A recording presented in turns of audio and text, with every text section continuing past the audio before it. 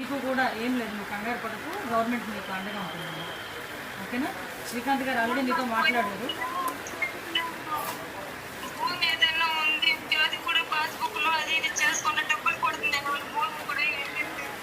లేదమ్మా, ఒకసారి మన వాళ్ళు కూడా వస్తారు మీ దగ్గరికి. పెన్షన్ విషయంలో కూడా ఏదో ప్రాబ్లం వచ్చిందని చెప్పారంట కదా శ్రీకాంత్ గారితోనే.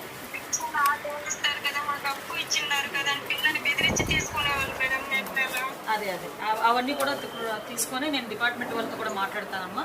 నువ్వు ధైర్యంగా ఉంటూ, సార్ కూడా నీతో చెప్పమన్నారు, ధైర్యంగా ఉండో చెప్పమన్నారు. శ్రీకాంత్ గారు కూడా మీతో మాట్లాడుతున్నారు, కంటిన్యూ టచ్లో ఉన్నారు తల్లి. ఎవరు ఏ ఇబ్బంది అయినా ఒకసారి శ్రీకాంత్ గారు కూడా మీరు చెప్పండి, నేను ఫాలో అప్ చేసుకుంటాను. సరేనా? ఓకే అమ్మా, ధైర్యంగా ఉండమ్మా. ఏది పిల్లోడాడి ఆయన అన్న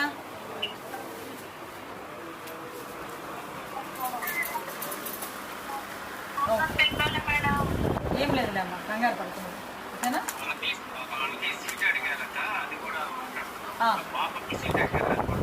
ఎక్కడ సీట్ అడిగారు?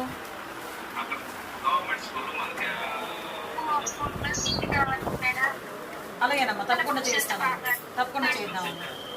ఆల్రెడీ శ్రీకాంత్ గారు మాట్లాడారు, ఎమ్మెల్సీ గారు, తను చూసుకుంటారు. ఓకేనా? ధైర్యం ఉండమ్మా, ధైర్యం ఉండండి.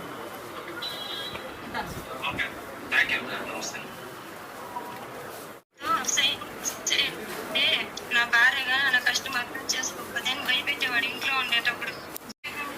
లేదమ్మా, ఇది చాలా దారుణం. ఇది నేను మాట్లాడాను, శ్రీకాంత్ గారితో కూడా నేను మాట్లాడాను. వెంటనే విషయం తెలిసిన వెంటనే మాట్లాడాను. నేను డిపార్ట్మెంట్ వాళ్ళతో మాట్లాడతాను. ఆల్రెడీ కేసు కూడా ఫైల్ చేశారు. వాళ్ళని కూడా పిల్లల కోసం నేను బతకడం మాకేమీ లేదు. నన్ను చూసి చూడనట్లు రోజులు 200 మంది ఏదో ఫంక్షన్ ఊర్లో అందరూ చూసాను. చీరల నా కొడుకు మేడం వీడిని ఎత్తుకొని తీసుకొచ్చినాను. స్కూల్ అడ్మిషన్ లో చేర్చాను.